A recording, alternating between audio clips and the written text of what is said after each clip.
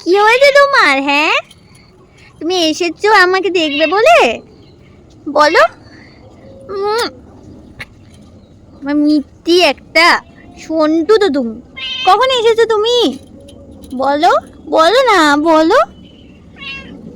তাকা, এদিকে তাকা।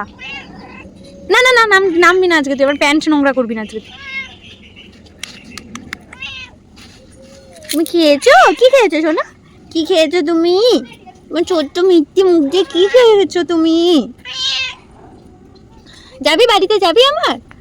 যাবে নাকি? না না না, নামতে হবে না, ওখানে থাকো।